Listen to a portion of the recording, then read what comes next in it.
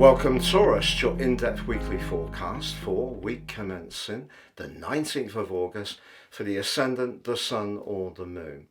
We have a dramatic week in store and your ruler Venus is in the mix. But the week begins with the full moon. The full moon in the sign of Aquarius is very much for you about your connection to the wider world. So it could see you thinking in a more emotional, if rather detached way, because of the Aquarius airy energy, about your work, about your professional situation.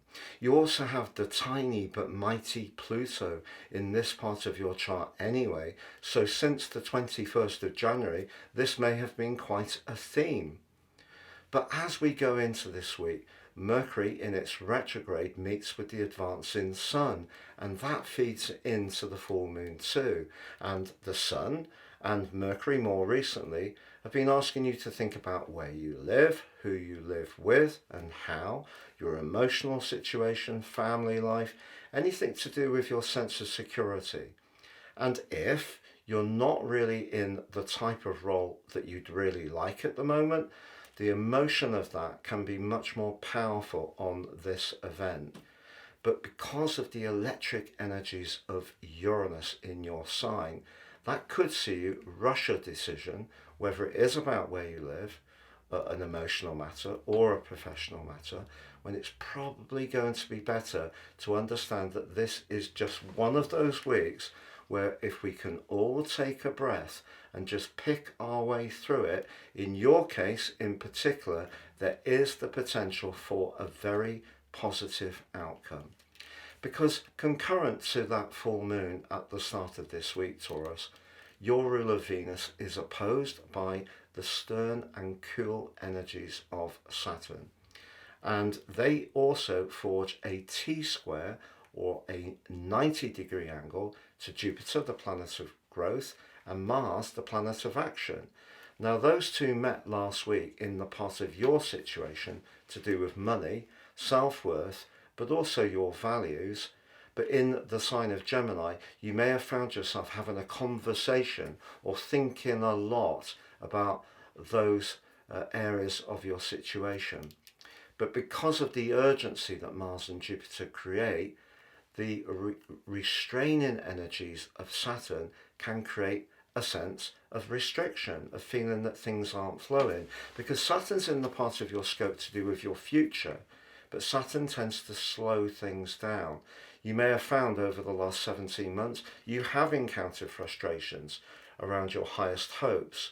Perhaps some of the people that you've been connected to in the past are not quite as active in your world as they were. Now, if there is a romantic relationship, because Saturn in 11 is what you want from that future, but Venus, your ruler in your opposite sign, is in the most romantic part of your situation. If there is a romance or a social situation at the moment which isn't quite working for you, you can also feel very conscious of that at the start of this week, and that all feeds into how you feel. Now that's something that you can cogitate on, because Mercury in its cazimi with the Sun on Monday can up the speed of thought that you have. But thinking isn't so much to do with feeling. And the urgency that Uranus has brought to your life, pushing you full time since March 2019 to be more independent, to be more experimental, to be more freedom loving, to push back against that part of you that's tended to be very stable in your approach to the foundations of your world. And that could have created at times some great excitement, but also some uncertainty. And uncertainty could be part of the equation this week.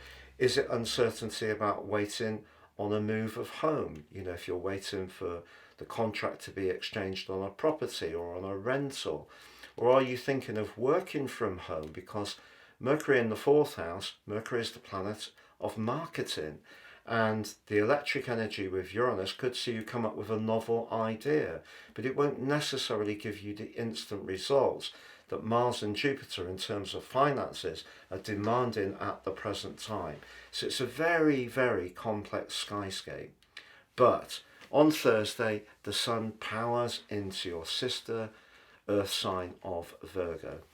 And this is a very self-expressive and very energized part of your scope.